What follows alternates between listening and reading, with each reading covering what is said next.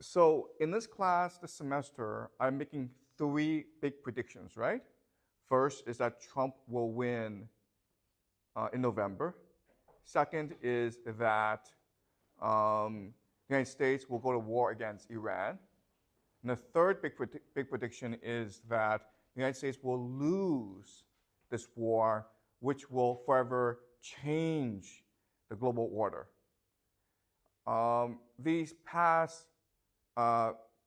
So last class, we looked at one reason why the United States would invade Iran, which is the Israel lobby.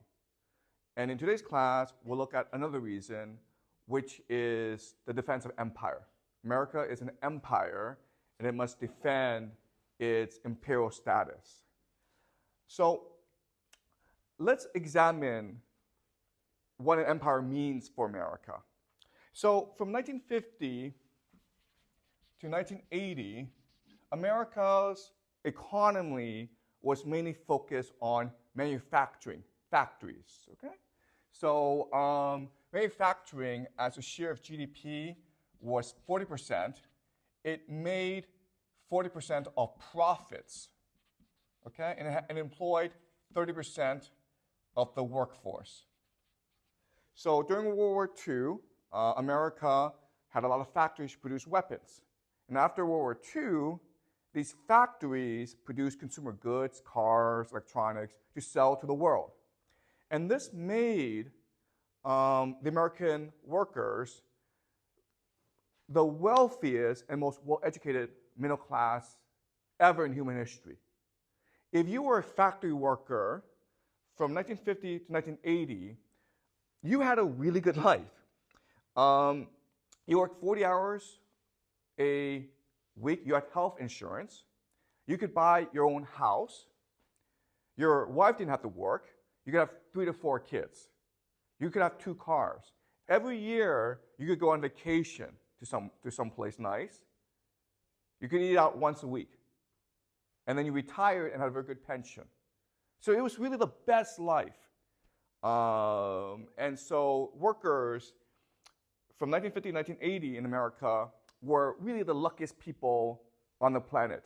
You were better off actually being born into the middle class in America than you were being born rich in Africa or Asia or South America, okay?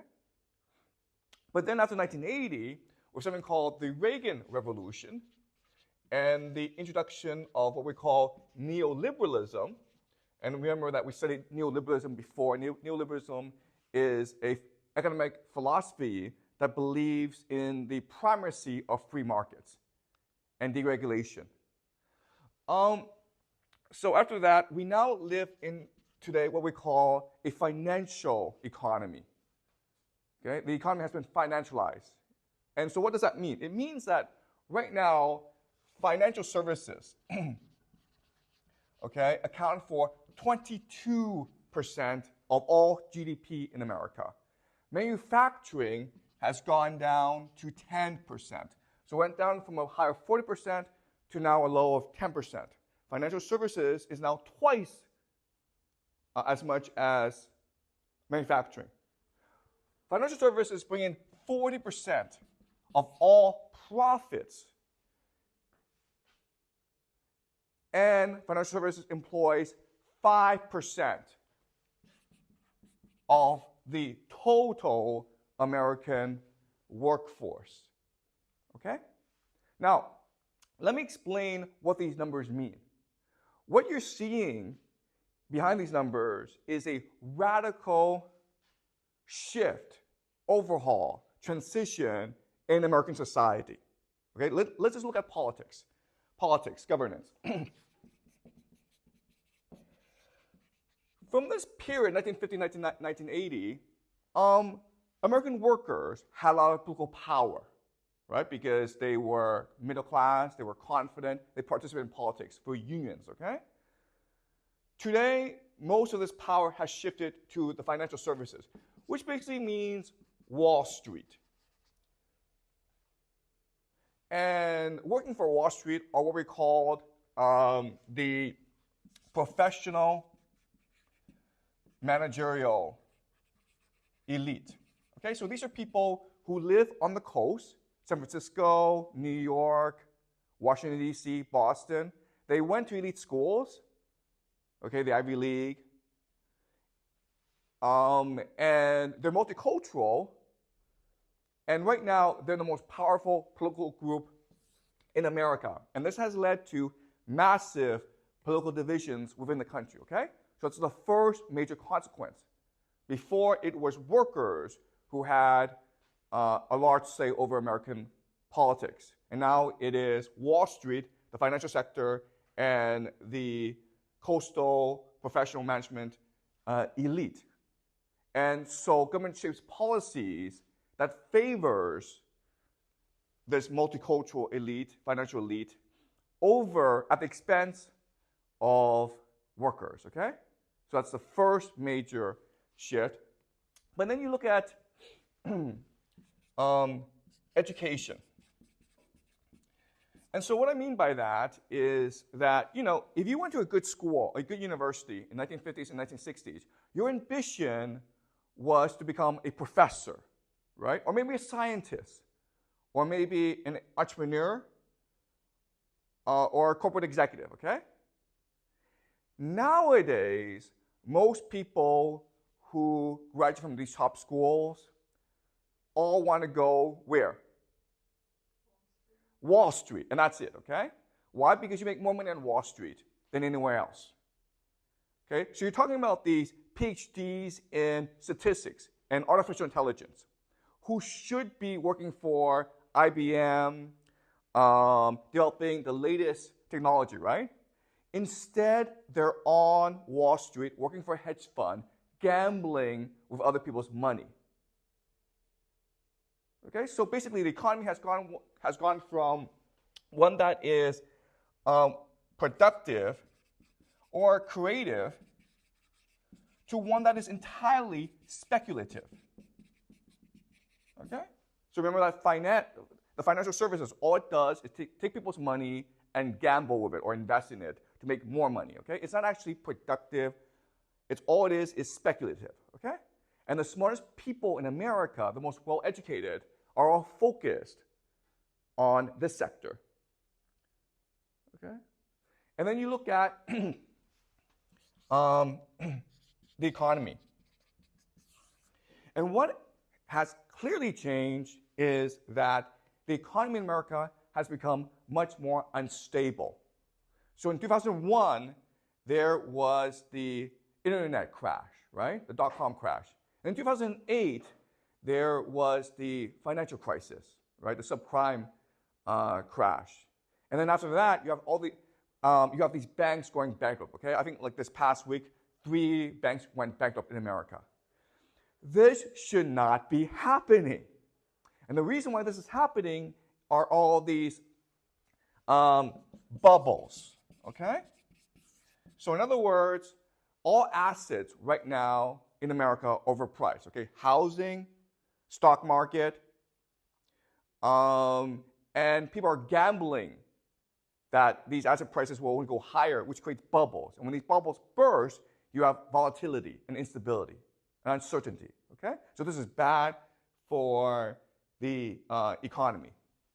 And then you have things like inequality, right? So if you look at profits, if you look at wealth generation, the top 1% make much more money than everyone else. And this inequality is only increasing. Okay? So in other words, the financialization of the American economy has been really bad for America. And you can make the argument that it's actually destroying the fabric of American society. Okay? It's making politics much more divisive. It's making the economy much more volatile. The smartest people are engaged in speculative activities. Young people don't want to work. They just want to buy Bitcoin. And you can also make the argument that you're creating a rentier economy. Okay? And the rentier economy just means that if you are young, you can never afford to buy a house. You can only rent, which means that you yourself can never go from, you have no more social mobility, okay? So this overall is really bad for America. Now the question then is, how did America get to this point? How did it transition from a manufacturing economy to a financial economy? And there are different theories out there, okay? There are some economists who say that this is just late-stage capitalism, okay? This is the natural evolution of capitalism. There are some who argue that it is the neoliberalism or the Reagan Revolution that caused this. Okay, when you cut back the role of government, when you emphasize free markets, then you have this situation, the over-financialization of the economy, okay? What I want to show you today is that the real reason is the transition to empire, okay? There's a really simple explanation for why this is happening, and the reason is that after the end of the Cold War, 1991, America became a global empire. It could now set the rules of the game, and it set the rules of the game so that it would always win. And then all money flowed to America, which created all these asset bubbles. Okay? So that's the argument I'm making to you today, okay? So are we clear about what's happening? Any questions so far? Okay, now I want to explain to you how America became an empire. In fact, the most powerful empire in human history, because even though Rome was powerful, it didn't really control the world. Whereas America, the American empire today, controls the entire world, okay? And so to understand how America became an empire, you have to go back to the founding of America. Okay, so in 1776, America declared independence from Britain. And at that time, they had something called the Declaration of Independence. And the Declaration of Independence, if you read the document, it's very clear. It's what the founding fathers of America said is that we are founding a new society in America based on God. Okay? Now, the founding fathers were Christians, but they were a special type of Christians who believed in the idea of deism. And deism is the idea that, yes, there is a God, and God did create everything, but God is not interested in managing human affairs. God leaves us alone, which means that we as humans are empowered to create the world we want to create. Okay? And the founding fathers wanted to create a new society based on the idea of God. Okay? And what they believed is that God gave human beings 3 fundamental rights that all governments must respect. Okay? And so the famous phrase is, do you guys know the famous phrase? Life, liberty, and the pursuit of happiness. Okay? That is the mission, the purpose of America, to ensure that every American would have life, liberty, and the pursuit of happiness. And that's really the goal, the role of government. Life, to make you safe, okay? To provide security against enemies.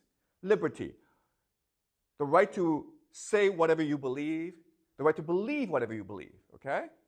So the tolerance of all creeds, religions. Now last is the pursuit of happiness.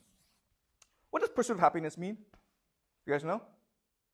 So Thomas Jefferson wrote the Declaration of Independence, and when he wrote the pursuit of happiness, he had a very specific idea in mind. What does the pursuit of happiness mean?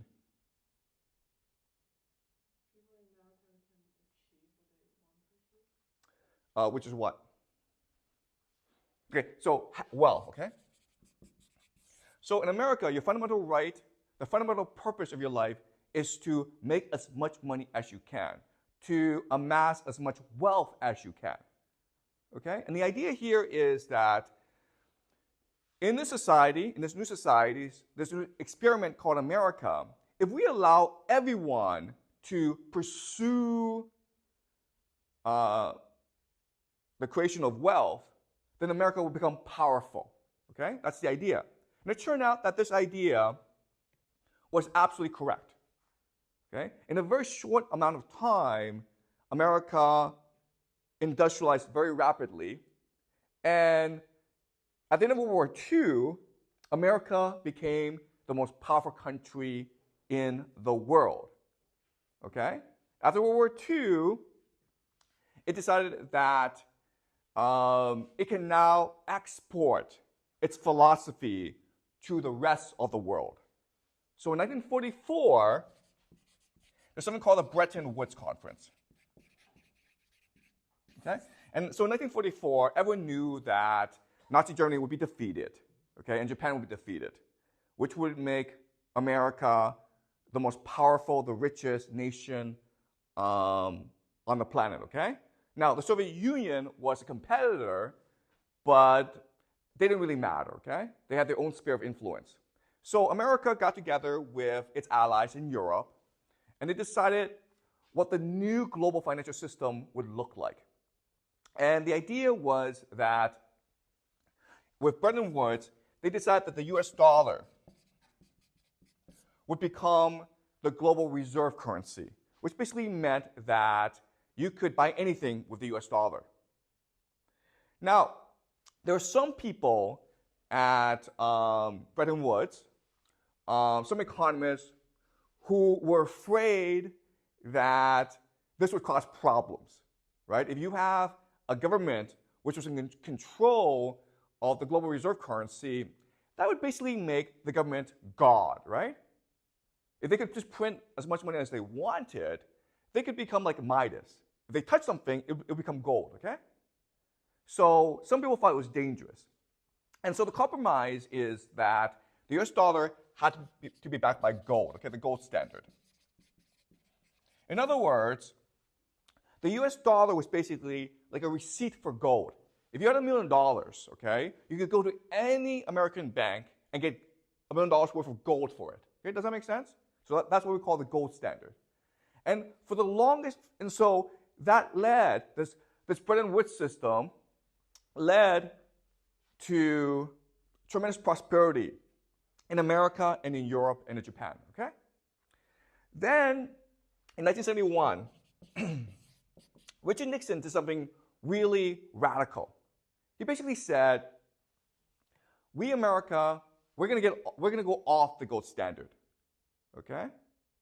Remember that America had spent too much money on the space race, on Vietnam, on domestic expenses, okay? So they needed to transition out of the gold standard. But if you transition out of the gold standard, then how do you ensure the US dollar is worth something? How do you ensure the intricate worth of the US dollar? So they transition from the gold standard to what? Do you guys know? Oil, okay, do you understand? And that's what we call the petrodollar. And the idea here is that, look, every economy needs oil to run, right? You need oil as the basis of your economy. And so after America went off the gold standard, these countries in the Middle East, mainly Saudi Arabia, but other countries as well, agreed that you could buy oil using US dollars. So the idea is, okay, before, if you had $1 million US dollars, you could convert that to gold, okay? And now you can convert it to oil. And this is what we call the petrodollar. And this is really the basis for the value of the US dollar today, okay? So then what happened is that in 1991, the Soviet Union fell, and now America was in charge of the entire global economy, basically, okay? And so America at that time said to everyone, listen, let's focus on trade, because trade will make everyone rich. Okay, so let me explain the theory of this, okay? So America basically wanted everyone to trade. And the idea of trade, okay, this is like Russia, China, okay, South America. And the idea of trade is that each country would focus on its competitive advantage. What are you good at? And then you would sell this competitive advantage to other countries for what they're good at, okay? And the theory here is that if you do it this way, then all countries will become rich. Okay? So let me explain why. All right, so let's look at US and China, okay? So what China's really good at is cheap labor. The United States, what the United States is really good at is technology, right? Okay, so the idea is that the United States and China trade, right?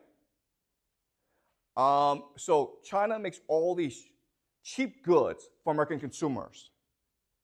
But unfortunately, Chinese consumers don't have enough purchasing power to buy American technology, right? Okay? So what happens is that America gives China US dollars instead, okay? Trillions and trillions of US dollars. Now, in theory, what's supposed to happen is this money trickles down to the average Chinese so that the average Chinese worker, his wages go up, right? And when his wages go up, what he can do now is buy US products like iPhones. And so over time, trade evens out, okay? Does that make sense? That's a theory, okay? That's the first theory. The second theory is how capital moves, okay? And the idea here is that capital is going to go to places which allows it to grow the most, okay? And so the idea is that when you have a globalized world, then what happens is capital from the United States moves to China, right? Because if you invest in China, your capital grows the most. You can buy $1 million house in the United States, or you can buy 10 houses for the same money in China. So you're better off buying houses in China, right? Okay. So these are the two theories. One is that trade will make everyone rich. And second is that capital will move from rich countries to poor countries, okay? And when you actually go to university and you study economics, like Jack will, then you actually have to learn these theories. But in reality, these two theories aren't true, okay? Why not? Why are these two theories true? So the first theory is that if two countries trade, over time, wealth trickles down to everyone in that country, which makes everyone richer. Okay? Is that true for China? No, it's not, okay? Workers' wages have not gone up for the past 30, 40 years. Why? Because of the idea of elite capture. Elite capture. So all the money is captured by an elite group of people. But when that happens, okay, they can't spend it. They can't buy US goods, right? So the only thing they can do is invest it, right? Now, according to this theory, they should invest it back in China because if you investment in China should allow for more growth than investment anywhere else, okay? But in reality, where do they put their money? In the United States. And why would they do that?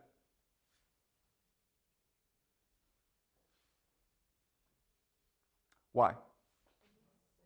Exactly, okay? You don't put your money where you make the most money. You put your money where it's the most safe, okay? That's why we have banks.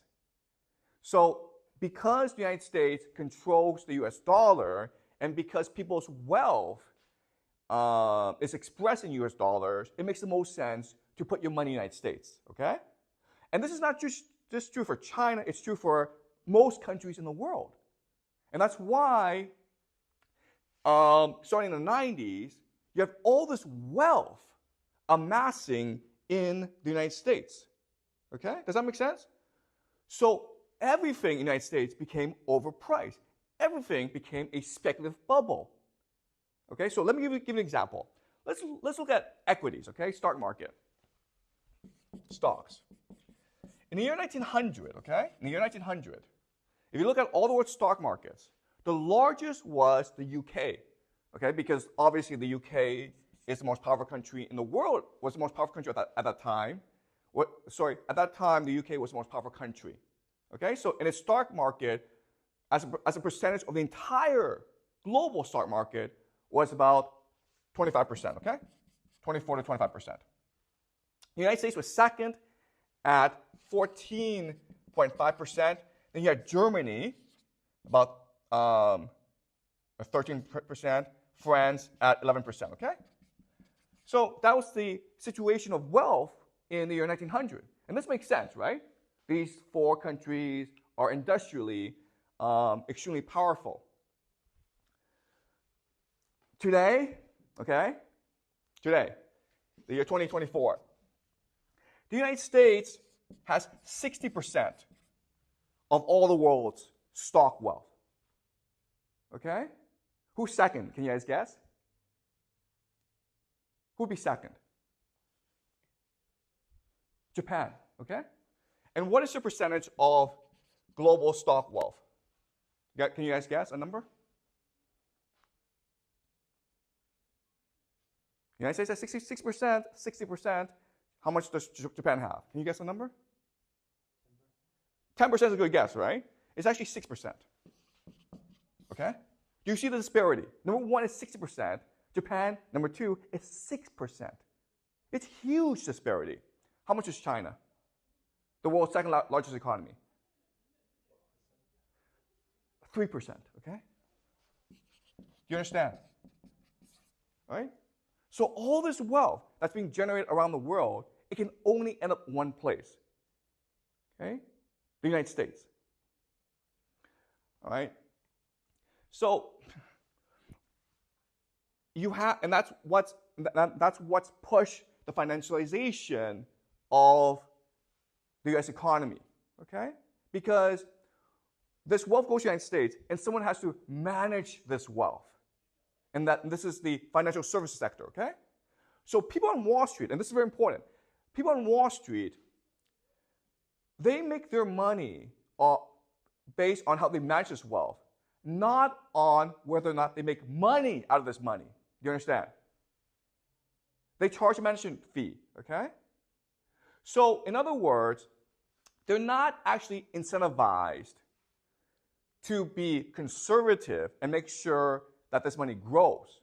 What they're incentivized to do is design riskier and riskier assets and investment opportunities to attract more investment, because then they can take a management fee, a cut. Okay, does that make sense?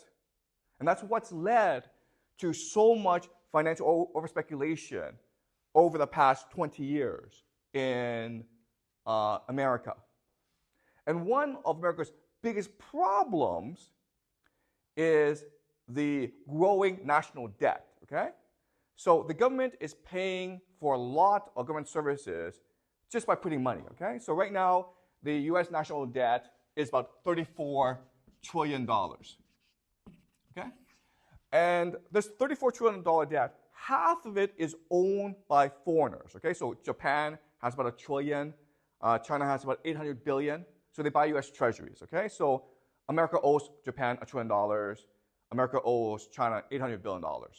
And then half of it, the government owes to its people. So the two largest expenses are the military and the pension system, okay? So $34 trillion is a lot of money because the U.S. GDP is about $100 trillion. So the total debt is about a third of America's GDP. And this debt has interest, right? So this debt is growing about 1 to 2 trillion every 2 to 3 months, okay? And all this is saying, okay, these numbers, all they're telling us is there's absolutely no way that America can pay all this debt, okay? So then the question then is, if you're China and you're Japan, why do you have all this debt knowing that America can never pay you back? Or America will at some point default on this debt? Why?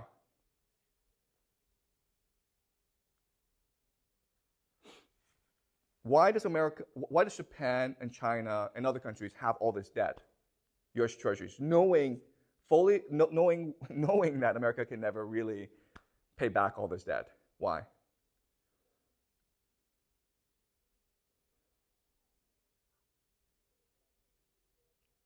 Okay, so there are many reasons, okay? The first reason is that, in theory, Japan and China can always take this debt and buy oil with it, okay? So this is, again, the petrodollar. Second reason is that even though America is in debt, it's still an empire. It's still the greatest military power in the world. So at some point, you feel that the money is safe there, okay? Does that make sense? Because no one can actually challenge America militarily. And the third reason, and this is the most important reason, is there's no place for you to go. You understand? What else? Where else can you put your money? Nowhere, okay? So that's the issue right now. And so in theory, because China and Japan can buy oil with it, and because there's really no place for China and Japan to put this money, in theory, this system can go on forever, okay? So it's possible that maybe in 10 years' time, the debt will be 340 trillion, okay? Who knows, okay? So in theory, this could go on forever, right? Because America's an empire. But then, what happened 2-3 years ago is Russia invaded Ukraine, okay? Russia invaded Ukraine. And why this is important is that this is basically Russia challenging the dominance of the American empire, okay? What Putin is really saying to the United States is, I think your empire is full of lies. Your empire is based on nothing. Your empire is based on the perception that you are invincible in war. Well, I'm going to invade Ukraine and prove everyone wrong, okay? I'm going to show that you, America, are in fact a paper tiger.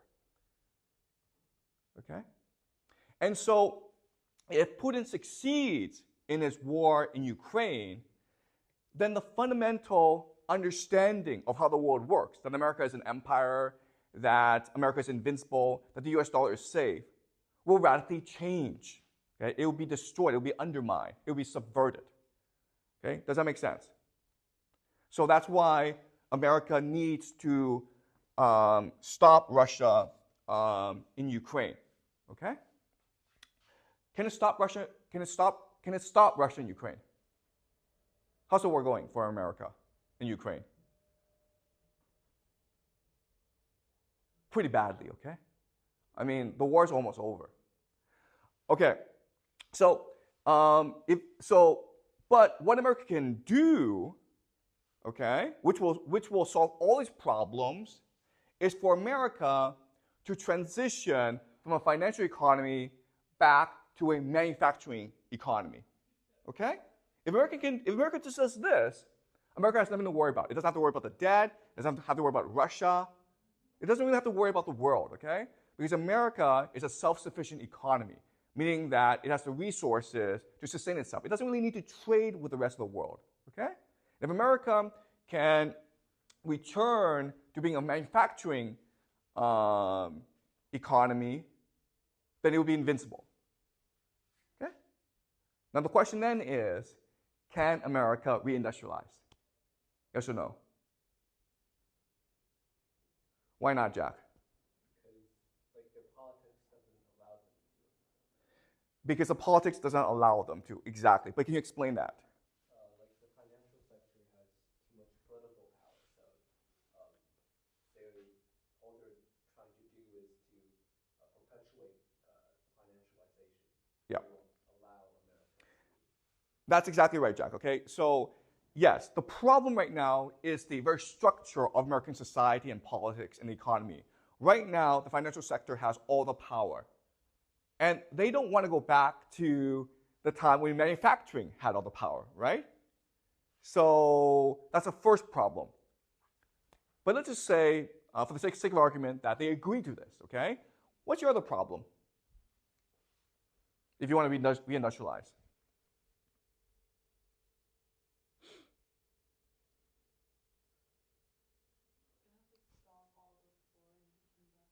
Excuse me? Okay, but all the foreign investment can just go into factories, right?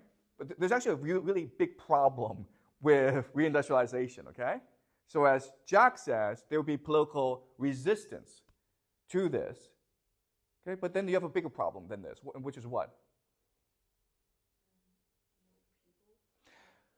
Okay, guys, the problem with this economy is it creates a speculative mindset, okay? So therefore, no one wants to work hard.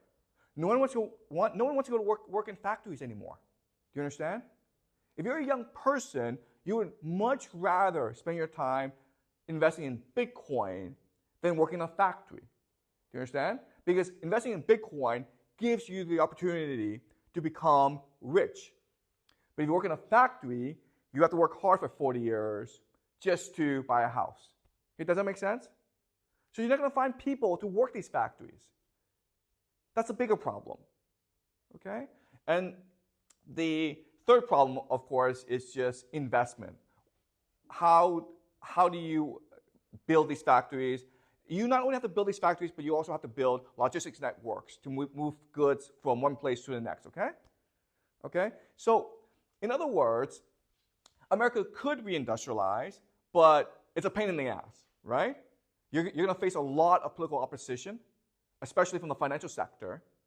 It's very hard for you to get people to work in factories. And plus, where's all this money going to come from, okay?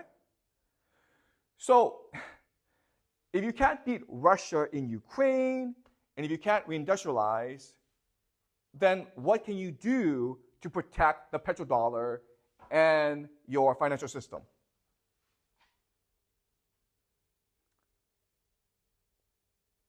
Well, I have an idea, okay? Invade Iran, okay? Invade Iran. Now, why would you do that? And the answer is that, unfortunately, of all the options out there, okay, because America can't just sit back and let its empire collapse, right? Of all the options out there, invading Iran happens to be politically the easiest to do, okay? You can't go fight a war against Russia because Russia has nuclear weapons. You cannot reindustrialize because there'll be too much political opposition towards that. Plus, it'll take you about 50 years to reindustrialize. But if you invade Iran, well, you accomplish three things, okay? The first thing is you show the world that you're still the top dog. Your military is still invincible, okay? So if you're a foreign investor in America, you have $1 trillion US, you feel safe, okay? You don't think the US dollar will collapse. Okay, that's the first thing. To show the world that America is still the world's foremost military power, therefore the US dollar is safe, okay? Second is oil, right? What is the US dollar based on? Oil, right? Well, if you control oil, then you don't have to worry about people abandoning the US dollar. Okay, does that make sense? Okay, and it happens that the Middle East produces 40% of the world's oil. And Iran is the world's fourth largest oil exporter. But when you take over Iran, you also control Iraq as well. You control that entire area, okay? And the third thing about invading Iran is trade, okay? So that area, most of the world's trade has to pass through that area, right? So invading Iran would allow you to control the world's shipping lanes, okay? So that would be the theory behind invading Iran, okay? But the motivation would be to save the American empire. Because if Putin wins in Ukraine, then America is going to look weak. It's going to look like a paper tiger, okay? And in this situation, as the empire, you have to act. Today, you have a lot of countries in Africa who are rebelling against the Western powers, France, basically, and America. Why? Because they think that Putin is now in charge, okay? Why did October 7th, why did Hamas attack Israel? I guarantee you that if it were not for the war in Ukraine, Hamas would not have done such a thing, okay? For the longest time before the war in Ukraine, there was a perception in the world that America was militarily invincible. No power, no country could ever dare stand up against the United States. And by invading Ukraine, Putin has proved everyone wrong, okay? That the United States can be defeated. And so what the United States must do now is prove to the world, nope, we're still militarily the greatest power in the world. Okay, does that make sense? Okay? And again, it must do so to protect its financial economy. Otherwise, there's a very good chance that this financial economy will implode onto itself.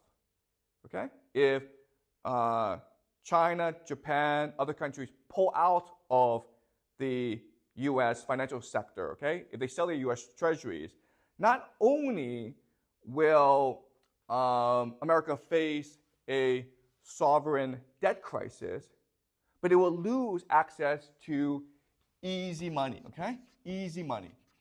And the problem in America today is that America is an empire addicted to easy money, okay? People are so used to just sitting around and making millions of dollars that they cannot imagine or tolerate a day when they would have to go back to working hard, okay? So it's this addiction to easy money which will drive America to invade Iran. Okay? Does that make sense?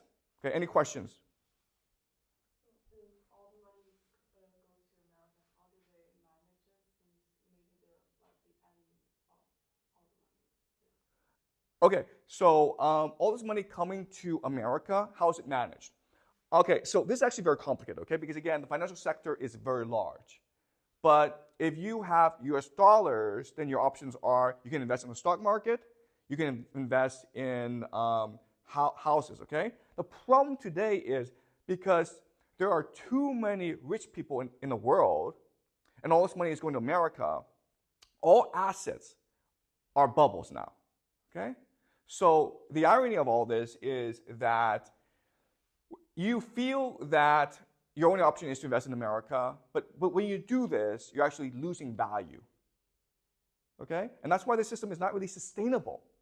Everyone's going to America, and that's driving up all these asset prices, but in the long term, that will destroy the American economy. In the long term, it'll create all these bubbles that will also destroy individual wealth. Okay? Does that make sense? Any more questions? So, like, if America loses the war in Iran, then like other countries will lose even more confidence in America, so their system will completely fall apart.